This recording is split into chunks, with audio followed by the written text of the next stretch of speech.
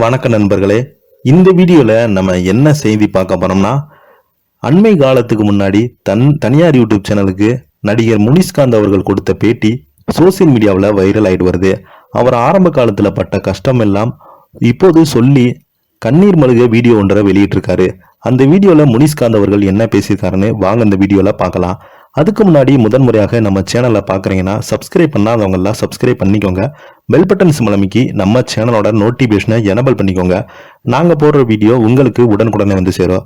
சாப்பாட்டுக்கே கஷ்டப்பட்டேன், கோயம்பேட்டில் மூட்டை தூக்கினேன், முனிஷ்காந்த் அவர்கள் பேட்டி.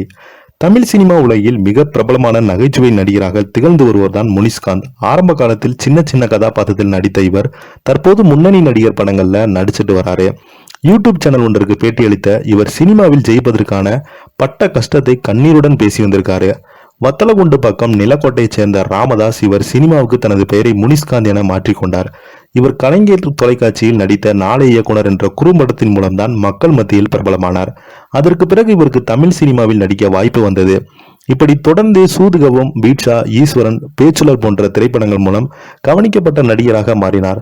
இவர் அளித்துள்ள பேட்டியில், நான் சினிமாவுக்கு வருவதற்கு முன்பு ரஜினி, கமல் அவர்களை பிடிக்கும். ஆனால் சினிமாவை தேர்ந்தெடுத்த பிறகு எனக்கு நாசர் மிகவும் பிடித்ததாக மாறிவிட்டார். அவர் ஹீரோ, வில்லன், குணச்சித்திர கதாபாத்திரம் என எந்த பாத்திரம் வேண்டுமானால் நடிப்பார். அதே போல நானும் நடிக்க வேண்டும் என்று நினைத்து அதற்கு முக்கிய காரணம் சாகிற வரைக்கும் சினிமா சோறு சாப்பிட வேண்டும், அதற்கெல்லாம் கதாபாத்திரம் நடித்தால் முடியும் என்று ஒரு எண்ணம் எனக்குள் தோன்றியது.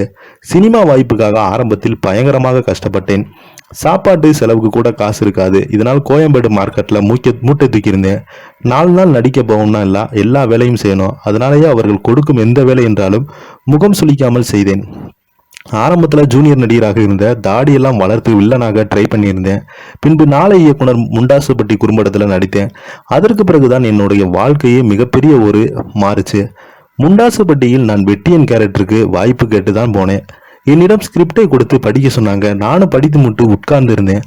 அப்போது 1000 ரூபாயை கையில் கொடுத்து 80 காலகட்டத்தில் ட்ரெஸ்ஸை வாங்கிட்டு வாங்க சார், அடுத்து நான் வாங்கி கொண்டு போனேன். அப்போதுதான் முனிஷ்காந்த் நீங்க தான் என்றார். என்னால் நம்பவே முடியல என்று முனிஷ்காந்த் அந்த பேட்டியில் பேசியுள்ளார். இப்போ பார்த்தீங்கன்னா சமீப காலமாக முனிஷ்காந்த் அவர்கள் தொடர்ந்து நிறைய திரைப்படங்கள்ல முன்னணி நடிகருடன் நடிச்சிட்டு வராரு.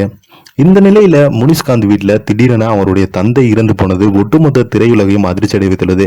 நிறைய நடிகர்கள், நடிகைகள் பார்த்தீங்கன்னா இவருக்கு ஆழ்ந்த இரங்கலை தெரிவிச்சுட்டு வராங்க. அது மட்டும் இல்லாமல் விஷ்ணு விஷால், சூப்பர் ஸ்டார் ரஜினிகாந்த் அவருக்கு நேரில் கூட்டு போய் இவருக்கு ஆறுதல் சொல்லியிருக்காங்க. இதை பற்றி நீங்கள் என்ன நினைக்கிறீங்க? கீழே உள்ள கமெண்ட் பாக்ஸில் மறக்காமல் பதிவிடுங்க.